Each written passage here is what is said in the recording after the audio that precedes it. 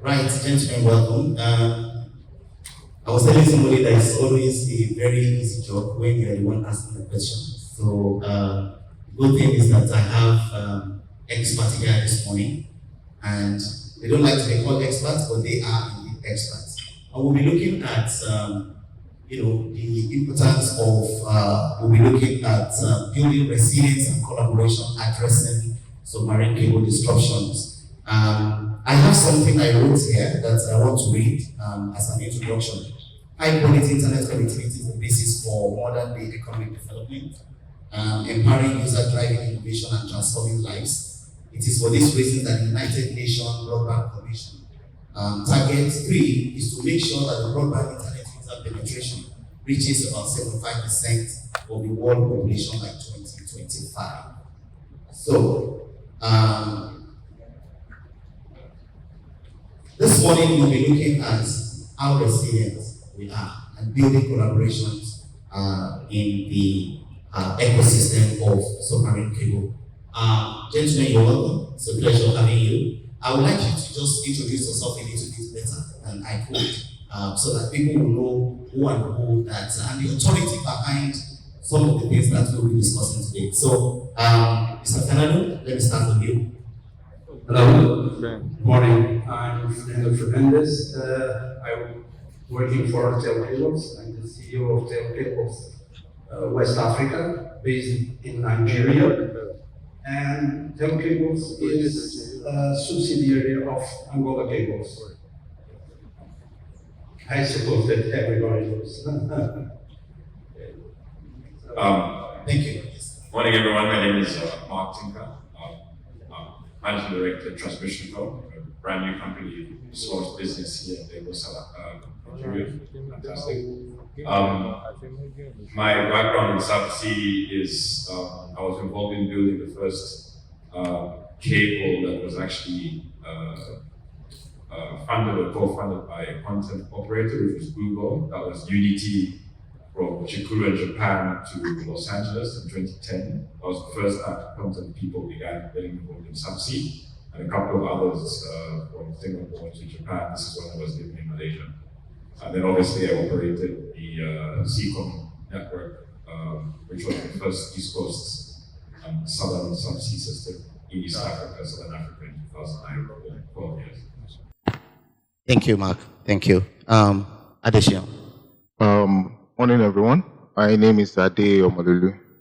Like you said, I head the network planning for A1, now Equinix. Experience spans through both IP, carrier network, and transmission network. A1, as you know, we have an expanse of transport network, subsea and terrestrial. Yeah. Okay, thank you. Slawomir. Hello. Good morning. My name is Sławomir Cieśliński. I'm well known as Slavek. I'm in Nigeria since 2008. I came to Nigeria with Alcatel. Then a long journey till I joined Viok in 2021. So three years now in Viok as Director of Business Development. Thank you so much. Thank you. Slawomir, I'm going to start from you. Considering your experience in Nigeria, you've been around for a while, but early this year, we had something that looks like it has never happened in that way before. What do you think? How resilient do you think the submarine cable are, especially, the coast of West Africa? Good morning again. Thank you to be number one, and I will try to leave some space for my colleagues on the right.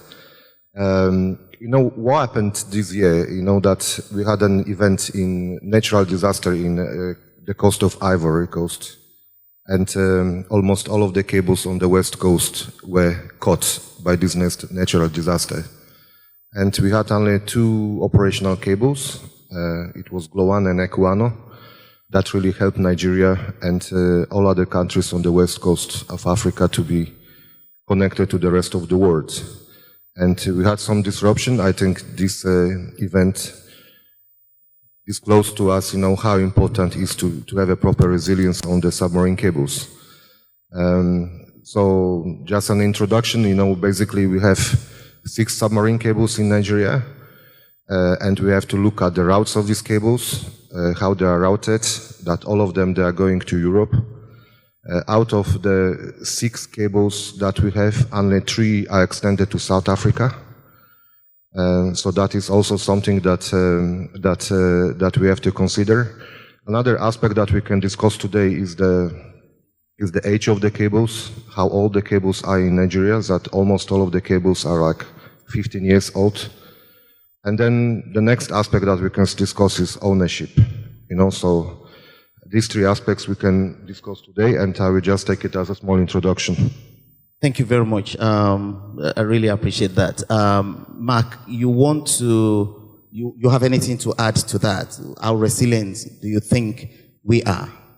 Yeah, so I think the challenge we have in Africa is that we are shaped like an oval. So, the cables, they sort of have to follow a specific path, and which means to build them as cheaply as possible, you have to sort of hug the coast as much as you can. If you can extend the cables further out, in the case of the outages that we had in West Africa earlier this year, then you enjoy more resilience, such as what Equiano did, but you also increase the cost of the build. Unlike, let's say, transatlantic, where you have multiple entry points between North America on the East Coast and West Coast Europe, we don't have that in Africa. So pretty much every cable is going to follow the same path, let's say. And the further you build out, the more cost it becomes. So I think that's the only way we can improve resilience from an outage standpoint. I think having more cables obviously is necessary commercially and technically. But if they all follow the same path, you have multiple outages. Now I know, for example, one of the things that they've been doing about the Congo Canyon, which is what was impacting West Africa this year, is they've been developing technology to have floaters that they place on the cable to raise the cable off the canyon bed, such that if there's another seismic activity, they're not impacted. This was discussed a little bit by some of the equipment vendors in Singapore a couple of weeks ago at Submarine Networks. So I think that's an interesting, simple, but quite effective solution. But yeah, ultimately, I think what WAX did is they moved part of that system away from the canyon just to prevent another issue. But yes, I think the only real solution we have is to build further out, but that's going to raise the cost. All right. Yeah, thank you very much. Let me come to you before I go to Fernando. If we're talking about these disruptions, what are the common causes of this disruption? Now, one happened, and I remember sometimes ago there was this canyon, is like something like an earthquake, under the sea, and then it stretches the cable. There are also issues around, shore end protections and things like that. What are the other causes of, for the audience to understand when we're talking about submarine cable cut, what are the issues? Yeah.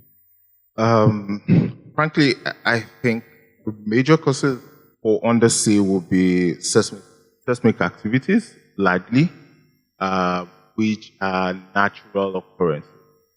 Like you said, you have the shoreline, which is susceptible to sabotage.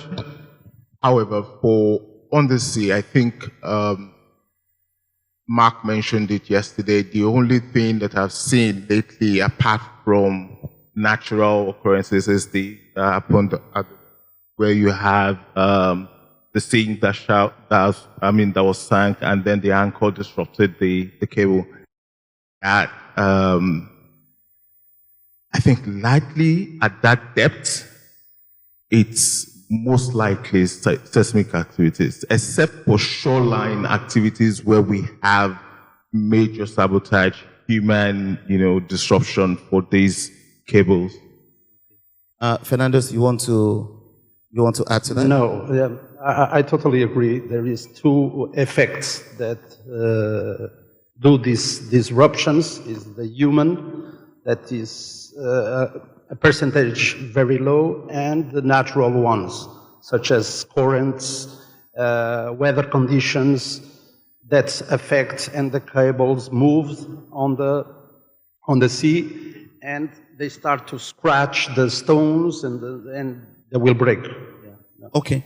So, Yeah, maybe I can just add a bit on that. So the most common cause of outages is definitely shore activity, and I think fishing is the biggest issue. Fishing trawlers. This is what caused outages on the East Coast recently for Seacom and Easy. I think around just off the coast of Mtunzini, off the coast of Mozambique. That tends to be the most common, and that's why you find the cables are built thicker as they get closer to the shore. Around the world, it's always fishing activity that does the most damage. While the cables are out at deep sea, they're quite reliable, and that's why the cable is much thinner at depth. You're talking 3,000 to 9,000 meters below sea level, let's say. But yes, sometimes also boats can drag anchor, when they're coming to the shore. That also is not as common as fishing activity, though. In general, you budget for about a fiber cut in subsea once every 2 years, let's say, which is actually quite reliable, if compared to terrestrial. What we saw in West Africa with the seismic activity also tends to happen in the Asia Pacific. These are not generally common. I mean, it's happened thrice in Africa over the last 3 years. That's a bit strange. But generally, seismic activity, the worst we've seen is in Asia Pac, not so much in Africa until recently.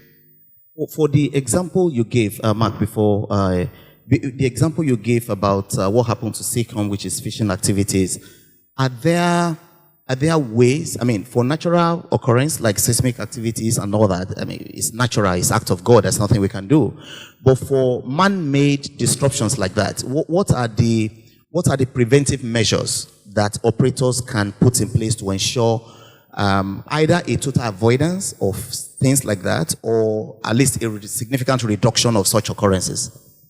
So for extremely busy corridors, so for example, I think Australia up towards Singapore is a very busy one.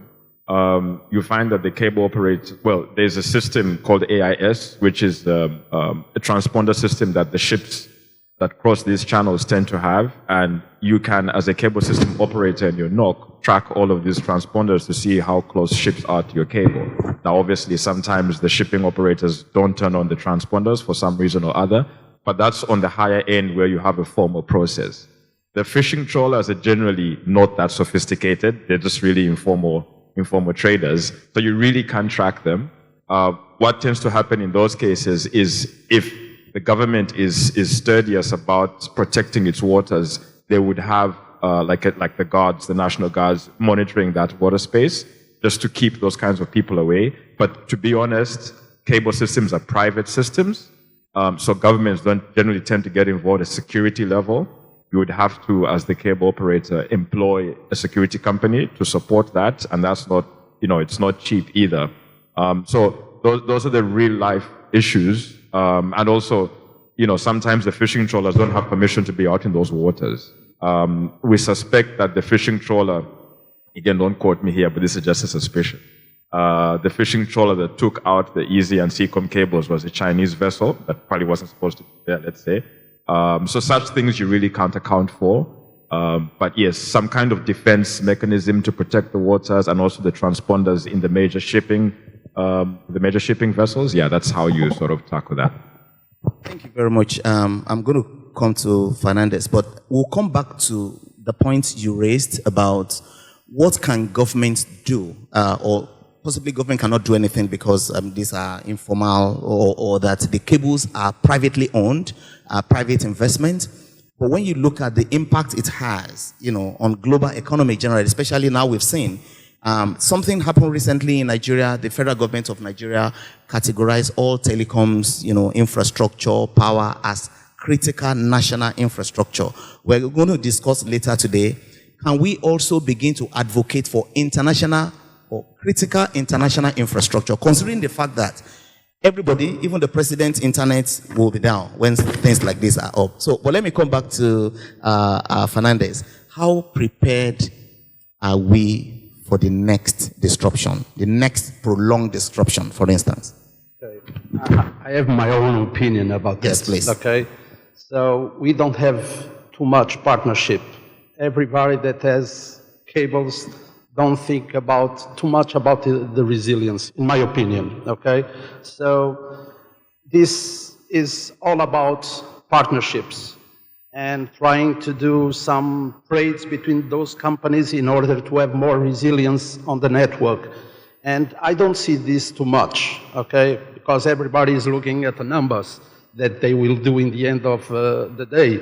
So we should do more partnerships, and we should involve also, as you say, governments in order to protect us in somehow, like what has been said by my colleague here from SICOM, to protect these routes in order to don't fish over there. So it's difficult, as you say, too, because it's a private investment, and in my case, it's governmental, okay? So they have some interest on that, too. Okay. So regarding, we are talking about only West Africa. We didn't talk about East Africa. East Africa. So the cuts over there were had more impact than in the West Africa, okay? Because it was also 3 cables, and if it wasn't Djibouti, the quantities of cables that land in Djibouti to reroute all this traffic, it will be very difficult. But even that, so the impact on the economy of South Africa was tremendous. So we should look to these examples and try to avoid and do more partnerships in order to have a resilience. And we didn't talk about the security, the cyber security, that is very important. And that's it. Yeah, thank you very much, Fernando. We're talking about, I mean, you brought a very important point, which is partnership. Partnership, collaboration, you know, whatever you want to call it, around, considering the fact that no single, well, apart from some of these new entrants who are building across and around Africa, like the 2 Africa and the Equano, you cannot have a kind of a ring protection if you have only single cable. And it's very difficult for you to have a backup, you know, because of the cost, just like Mark said. How, Ade, I'm coming to you. What do you look at? So, I mean, Fernando talked about something like partnership. How do you see partnership in this area? Now, what I know is that in some cases, when you have an outage, when the outage has happened, you know, you have to have somebody to do restoration for you. You have to restore. How effective has that been? And what will you define as partnership in this case? So, you're right. And I think, just to circle back on what happened earlier in the year, right? I don't think we had it that bad before, because we had 4 cable systems that were out at the same time. And unfortunately, I think systems that were out were running backup for each other. So we need to start looking at a third level of protection. And I agree with what Fernando has said. We need to improve on the collaboration that we have exist. The 4 cables that were constructed were passing almost along the same corridor. So we need to start looking at other corridors and other cable systems that we can leverage on if you have a problem along your own corridor. Yes, collaboration is the way to go. As Mike said, the cost of building the cables is not cheap, right? So if we already have it, then let's collaborate. I totally agree.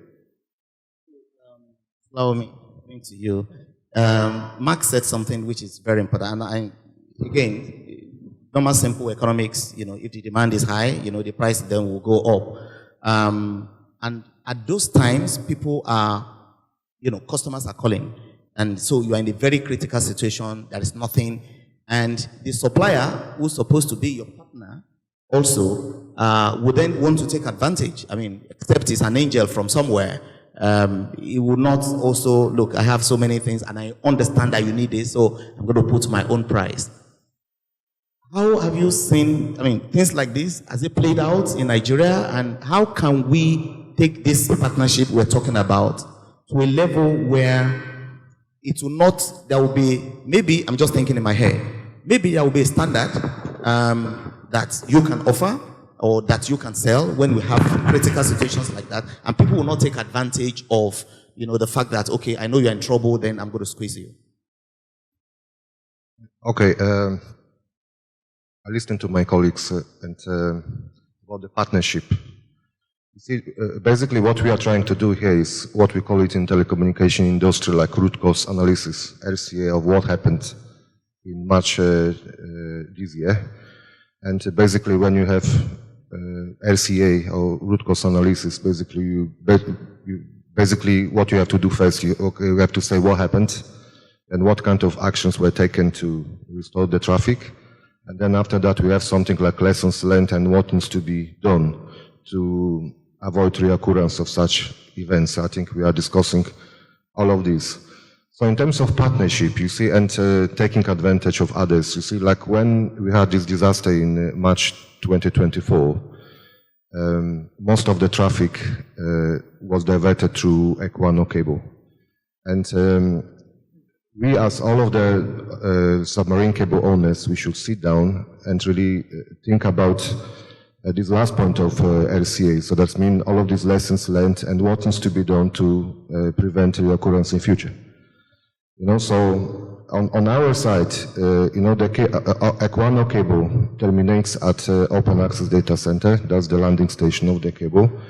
So first of all, we have to work on all of the interconnects in Lagos among all of the cable landing stations and all of the operators to make sure that we have connectivity in place. Among all of the data centers that we have in Nigeria, among all of these major cable landing stations to all other submarine cables, because that was missing during this cut in March. And we had to take really, we had like few sleepless nights, to make sure that we provide the cables, to all of the other data centers and connect others, So that is very important thing that we are prepared and we have all of the infrastructure in place to make sure that when we have events like this in future, we are connected and we just do something like plug and play. Okay, all right. Thank you very much. Ade, let me ask a question. So we are in the age of AI, and it's looking as if AI is going to do everything for us. Kind of. What are we looking at in the area of submarine? Now, we're talking about costs, and, cost because, you have to get a vessel, you have to... Are there technologies, are there ways that we can bring the cost of deployment down? Are there opportunities in future to bring the cost of deploying submarine? For me, I'm not sure if there are alternatives now. There are low-orbit satellites now that are doing internet and all that. Are there ways that these costs can be brought down in future? Maybe in future, right? But as it stands, I'm sure even if you to Africa, look at the cost of setting those cables. I mean, this 2024, 2023 project, right? As it stands today, I think we still need to put in the work, right? The cost is still capital intensive. AI, I'm trying to see where AI will stand in these. I think AI will probably be more effective in the area of monitoring and maintaining the cable than than installation. Yeah. Before I come to you, Mark, Fernandos, you want to add something to that? In terms of technology generally, or what are we looking at? Not technology speaking, but for example, the International Telecom Union has set up an international advisory body for the submarine resilience cables. So it's something that to promote dialogue between the owners of these submarine cables in order to collaborate, in order to have more resilience and redundancy on the cables, okay? This is something important. And also ITU, is providing strategic guidance in that direction. So that's why we're looking at, and one thing that is coming out very strongly, in this discussion is the fact that collaboration is very, very, very important. And when you are collaborating, if I have an edge, and I know I have an edge, there is no incentive for me, to want to come to the table, especially when I know you are going to be the beneficiary, of this deal. And that is why, for me, I think one of the discussions should also be that maybe regulators, maybe this is where we need regulation, to come in to say, you mentioned something around having an open cable. An open cable, could we also be advocating for open cable where countries, apart from, so countries will also be involved, so that when we have issues like this, that at least there is capacity somewhere, or there is one other alternative open access kind of infrastructure that can provide some succor. I don't know what you guys think about that. That's what I'm thinking in my mind. One of the very way we can solve the problem in the medium term, or short to medium time, is what we've discussed before. I mean, looking at some of this, and I agree with you. I think at the areas of government coming to table, when it comes to regulatory and the bottleneck, sometimes been part of, things like this with a day before, where, it takes almost forever to be able to get people to consent, to give all those approval. Let's move away a little bit from that. I'm conscious of our time. I want us to look at two more important things before we round up. The first one will be the area of sabotage. Now, we've talked about, cable disruptions. We've talked about,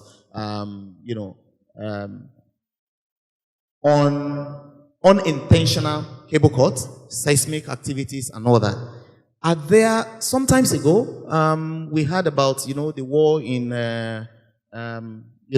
Israel and, the Houthis, and something, people were like, oh, maybe they're going to, I don't know whether it's happened, or maybe they want to actually cut submarine cable, or they want to disrupt or something, or they wanted to throw bomb or something.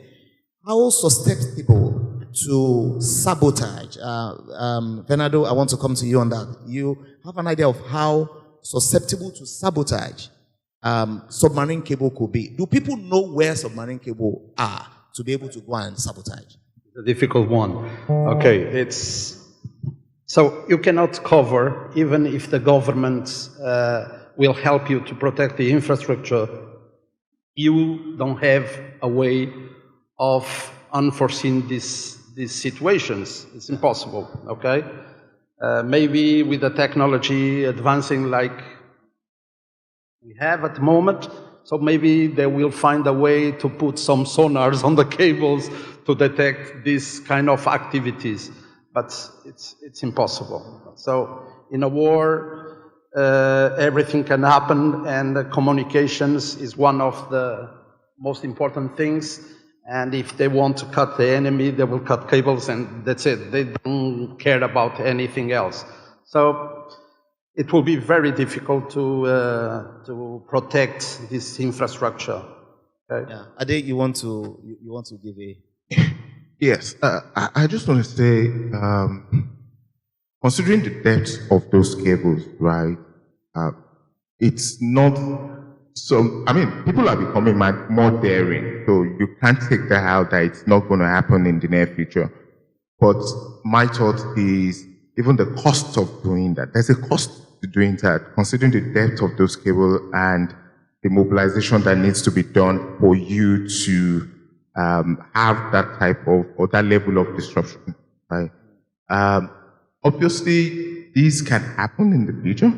But like you said, what we had in the Red Sea, like I mentioned before, was just, it wasn't planned, right? It was a ship that was sank, and the anchor, damaged the cable. It was not an intentional sabotage, so to speak.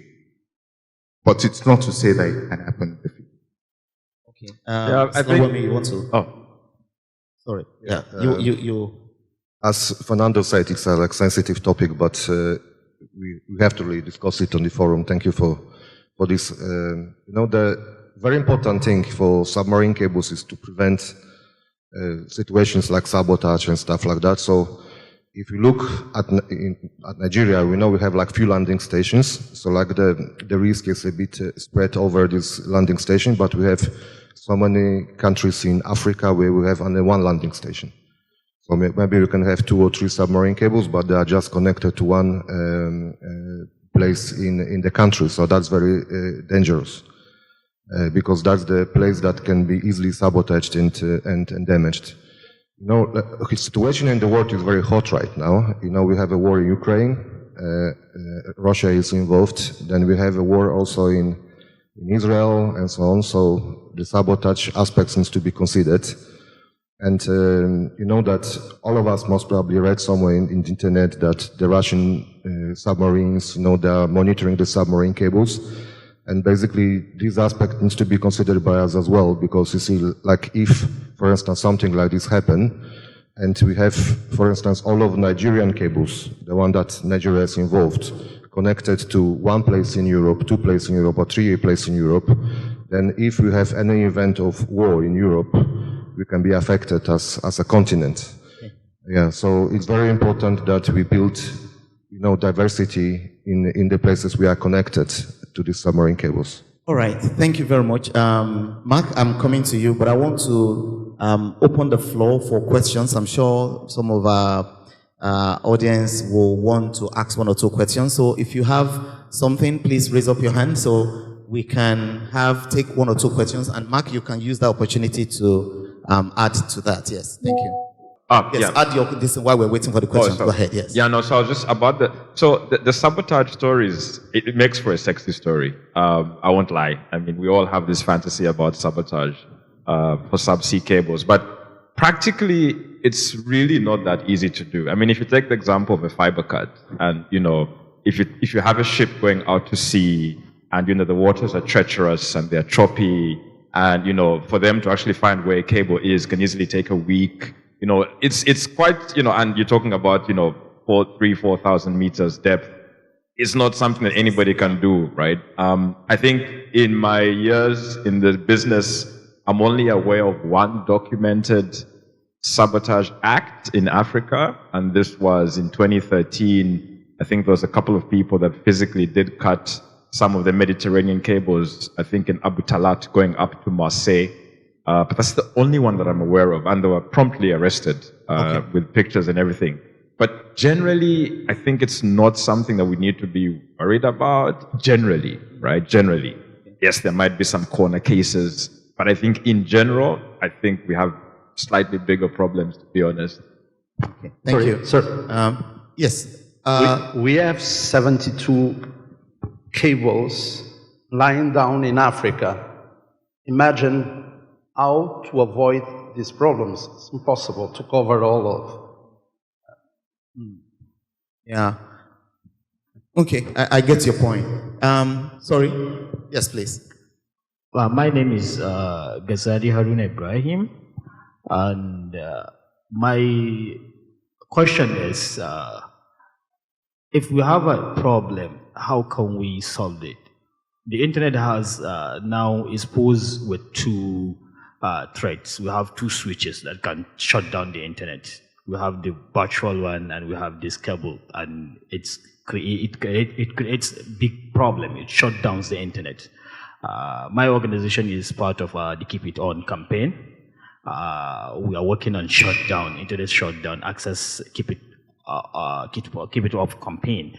The way I look at it is, if we have an issue, the submarine cables used to develop issues. So we used to have this internet shutdowns. How can we solve it? Are we going to have a kind of a substitution, a backup plan? If there is an issue that we know that, yes, subsequently over time, it must be happening. So how can this be prevented? Mark made mention of open cable, which is one of the solutions that I see. And on Fernandez, that always used to talk about funds, the cost. So how can this cost be calculated that, yes, that step can be taken? Because it's a difficult step. Thank you. I think we discussed some of these things. Ade, you want to give it a shot? Do you understand? I think we talked about resilience. We've talked about one of the things that we've established before now is that one, a lot of these courses are natural courses, and one or two man-made, by trawlers and things like that. But we talked about one way we can keep it running is by having collaborations, so that, and then we also talk about what are the issues around collaborations, which sometimes people want to take advantage, and then increase the cost. And then we looked at how we can possibly, one of the things that's coming out of here is also that we should look at maybe an open cable, just like Mark put it, in future, that will be, accessible, and then the price will be regulated. We talk about regulations. Is there any other thing that you want to add? Yeah, yes. I think. No, sorry. I was going to say the internet shutdown, I think, was the new question that he asked. And internet shutdown is a slightly different topic from this, but I think in the context of subsea, there is some context. And if you take the example of what happened in East Africa, I think I'm not supposed to say this, but I mean, it's fine. If I go missing tomorrow, you'll know why. So in the context of East Africa, I think in May, July, I can't remember what it was, there was obviously the riots that sprang up in Kenya. And then East Africa went dark about 24 hours later. And that was an internet shutdown. That was essentially the government saying, we're going to take things offline. Okay, it's not supposed to be official, but this is what happened. But that's a different. But well, there's usefulness there because not all systems were taken offline. The one system that stayed online was a private system with its own cable landing station. So access was not granted on that basis. And they said, well, if you can show me official documentation with an instruction to shut down, I will shut it down. Obviously, they're not going to get that, right? The other landing stations, which are government-owned, had those cables shut down. So that calls into question, perhaps the cable landing station needs to be a private system, which you can't get into. And we're seeing that now, not because of internet shutdowns, but because of other reasons, that cables now land in carrier-neutral data centers, both at the PFE and as well as the SLTE, where you have services. And I think the reason that cable, the one cable in Mombasa stayed up was because that CLS was not a government-run CLS. So from that perspective, the internet shutdown from that point is relevant. And yes, I think it's something that is worth considering long-term to sort of keep cable systems as much as possible out of government buildings.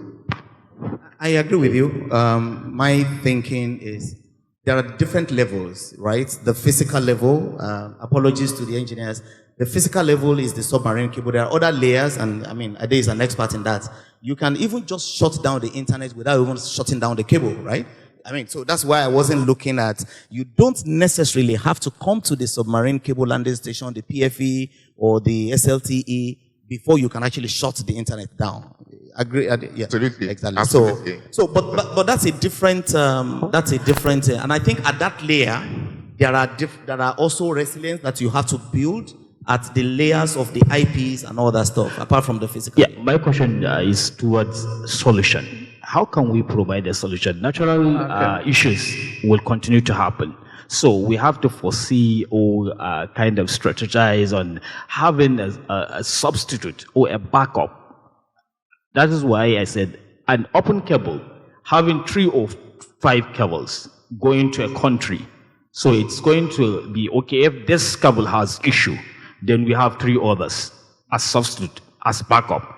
And like the other speakers, sorry, I couldn't get the name. He talks about Nigeria being connected to the Europe.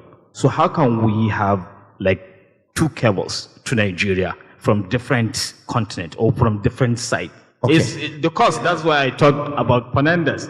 Okay. The cost, this is something that's is going to be, oh, no, we can't even touch this. So how can we achieve this? Okay, before we take that question of how, hold on, Fernandez. Do we have any other question? Oh, our time is, so we have 1, 2, 3. I think we only take 3. Please make it short so we can quickly round up. Hello. Oh, sorry, I was going to let that side go first, but since I have the mic. We talked a lot about building systems, and I think it might be in Tinker who said about trying to build a new system is hard because there's only a certain number of submarine companies so you can lay. Actually, is the opportunity investment here to actually start a new submarine company who can build and lay cables?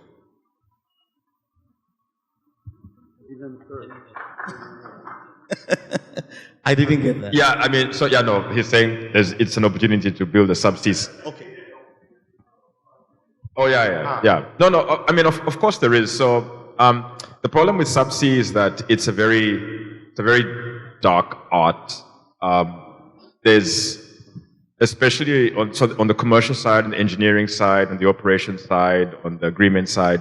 It's a very specialized thing, and there's a very small subset of people in the whole world that understand that entire ecosystem, and they pretty much know each other. So if you don't have those people in the subsea company you're trying to start, then it's going to be hard to get off the ground. But of course, their services are always up for hire. It is an opportunity, I agree, to sort of start something like this.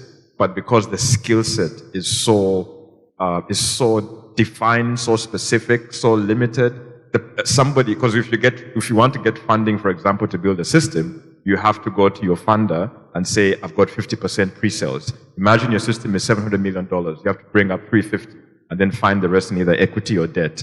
That whole thing is a whole other process, right? So because the skill set is so defined right from the engineering all the way to the commercial side, it's a very small subset of people, which makes it difficult for anybody to get into the space. I agree with you.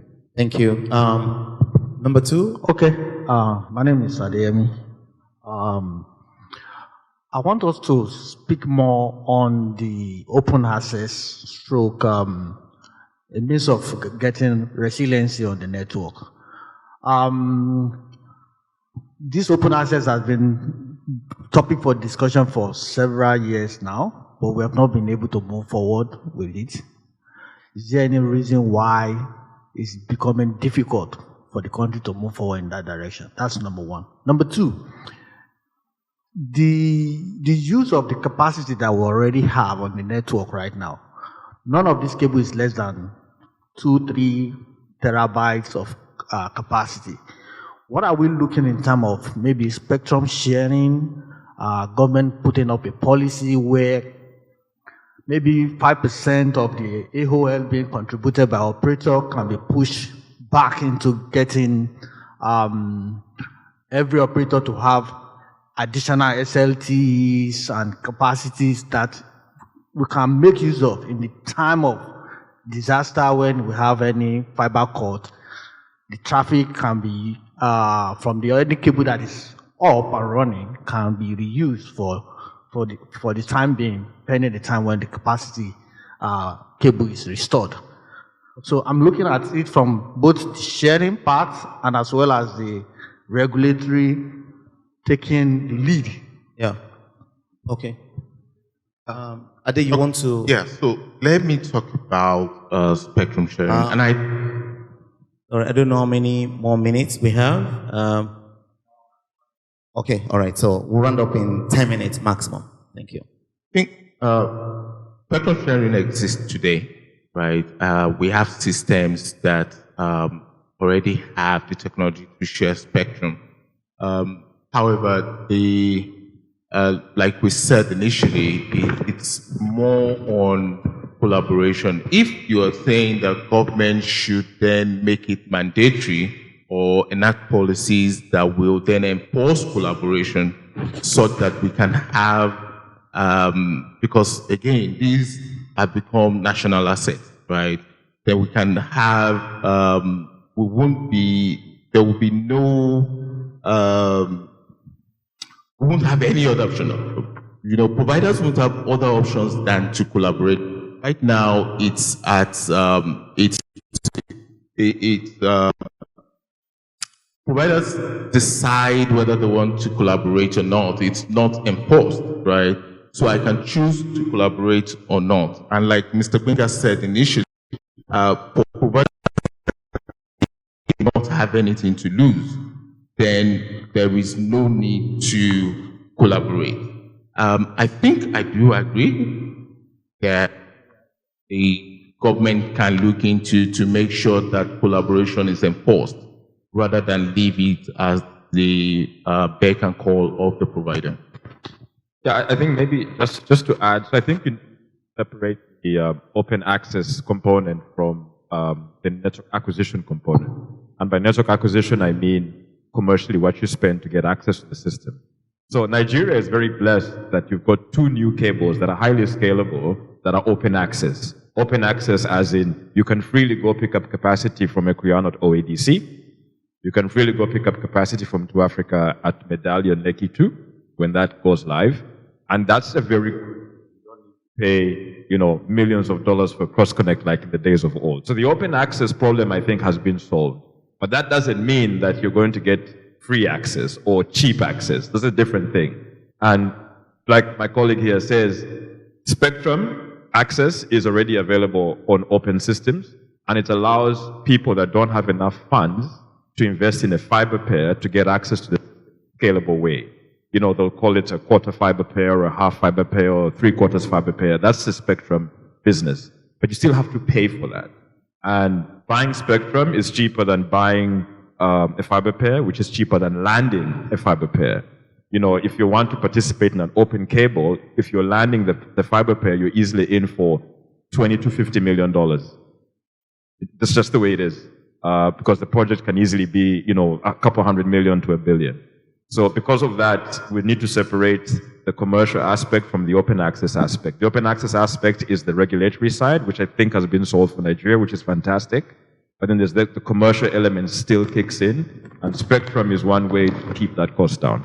Yeah, and I also think that most of the issues are not really on the, I've not heard of, in recent time, about an SLT or the CLS, shutting down because, because he was talking about maybe having resilience at the end of having multiple CLS. If you build your CLS in like a standard tier 3, whatever, with the very strong backup batteries and all that stuff, most likely you can achieve that level of resilience at the CLS level. I think most of the problem had always been on the, when the fiber rate itself cuts. So the CLS has nothing, to do. But I agree that at that level of, sharing and all that with Equiano and 2 Africa, I hope when those circuits are up, I hope it's going to be considerably, low. Because even the players, the owners of these guys are not,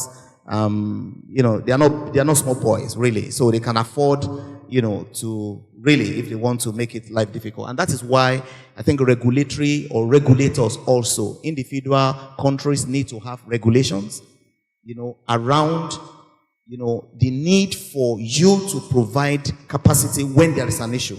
And it should be, talked about, at some point, maybe at regulatory NCC level, whatever, to say, look, when there is a submarine cut, no other operator, maybe having standard pricing per meg or whatever, so that becomes like, a price book that people can use. So if I'm coming to you, I know how much this should cost me. You cannot use the fact that, I'm in a need, because, everybody suffers when we have a submarine cut. Yeah.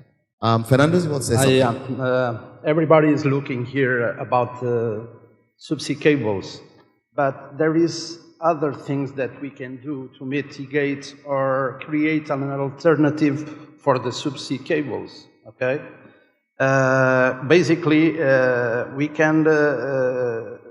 Nigeria can improve the Africa internet reliability and resilience by hosting the content locally. Okay, yeah. This is something that many of the companies present in Nigeria, they have their content hosted outside. So if this internet, I agree with you, but that's a whole 2 days discussion on the local content and the need to have. And I think with the cloud coming to the edge now, with data centers, coming into, I'm sure a lot of this traffic, will stay within. But even at that, most of the time when people are browsing, you are flipping between, data centers. If you are accessing Google today, maybe you are in main one. If you're in the next session, you are accessing an AWS something, maybe you are in another data center. And if you're accessing resources from so and so, maybe you are taking. So, individual consume resources from different data centers, but definitely the submarine still carries a lot of the, if you are going to go, and I'm not sure at what level, at what time, at what point in our life that we're going to have almost all our content that you want to, whatever, within, the shore. So we'll continue to improve on it, but I agree with you that one way to solve, and the reason why I wasn't going in that direction is because... to mitigate the problem, to solve. You can reduce the impact, if you can reduce the impact of submarine cable outage when you have a lot of your content within the shore. But I'm sure at some point we'll still have to take resources. Another thing is by educating the regulators and policymakers, yes, I agree with you. By the importance of the cross-border connectivity, interconnectivity. So this is something that we need to look up because terrestrial infrastructure is needed to interconnect many of the countries. We suffer here with these disruptions, but imagine those countries that lie down on Nigeria, okay? Or in Ghana, where the wax is passing by. So many disruptions on Burkina Faso, Niger, because they lie down on Ghana. So you can imagine. They suffer more than us. Yes. All right. Thank you very much, Fernandos. I think at this point, I don't want to be booed out of this place. It's been a pleasure, hosting this excellent experts, even though they don't want to be called experts, but you can see that we have really been blessed to have them around here. I want to appreciate Mr. Fernando Fernandes, the CEO of Tel Cable by Angola, Adesina Molulu, Head Network Planning Transmission at Equinix, and Mark Tinker, MD of Teletransmission Co., and Mr. Slawomi Zielinski. Right, got it, right. Thank you. Director of Business Development, WIOC. It's been a pleasure. Thank you very much, everyone. Thank you for having us, and see you next year. Thank you.